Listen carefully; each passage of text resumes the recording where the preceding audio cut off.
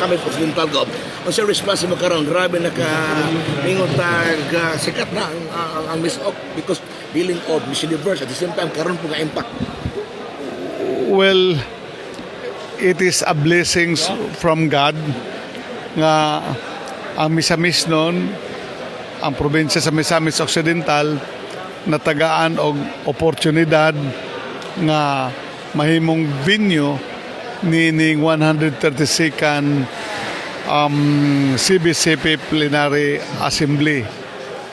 It is not only an honor but a rare privilege and a blessing. No, that's why with our gratitude, no, to of course to God, and then to the host diocese, which is the Roman Catholic Archdiocese of Osamis under the leadership of Archbishop Martin Homowad, and to all the priests, no, nga mo'y naghatag sad og kaligon nga nagsuporta sa atong arsobispo nga nagmahimong malampuson ang maong kalihukan sa mga Misamis nun.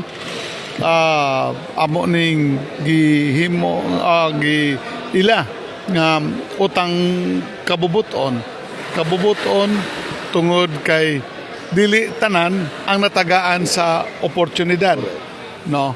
So mo na ang usa-usab kabunga sa pagpaningkamot namong mga Misamis nun nga magkahiusa, no,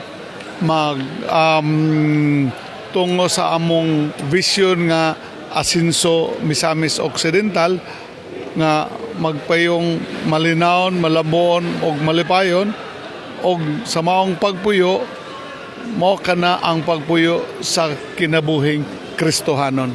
Go, programs come through after Miss Universe, now CBCP. What's your next path? Sa Occidental?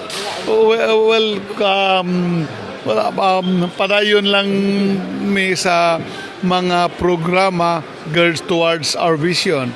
Ug mapuhon, adunay group of Qatari investors who will be arriving here in Misamis Occidental, in Osamis, for an investment meetings, no? And then on the 12th also, a group of US Filipino doctors in the who are members of the Freemasonry. They will be coming here. There are about 46 delegates coming from Illinois who will be conducting a medical mission here in the province. And then, well, that makes us also busy, no? But busy, but kanang maong pagka-busy, nahimo na namo nga routine nga kalahiukan.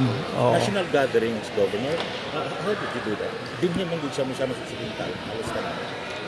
Well, siguro tungod lang po na nga nakita sa mga nagaling-laing organization, institution, nga ang Misamis Occidental is now an emerging tourist destinations, and nakita asad ang paningkamot sa mga katawa nga it's worthy nga mag-benchmark ang mga. So kining sa Amorap usa ni sa nakahatag og dako nga attractions, and I'd like to make further some sort of informations nga kining Amorap, this is a government facilities. Una, this is a government national government property because this is under the auspices of the DENR, no? So kini discerni gi-develop sa provincial government, mi follow ta sa proseso, no?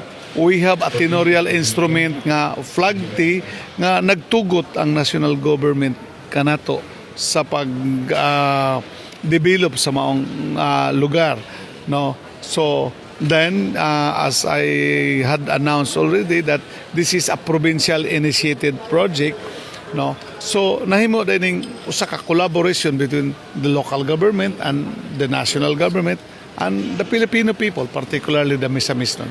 Governor, last one, hosting of mga events, no? Ang Miss O, di lang po national, kundi international level po. Well, that is our direction, no? Kay ang pagpalambo sa lugar, ang usagid ana nga naay mga investors o naay mga movement sa tao. Mo nakita og lang foot traffic in coming here. O So, Gov, thank you so much and God bless and yeah, congratulations. yeah. Thank you very Thank you much. to, thank you to.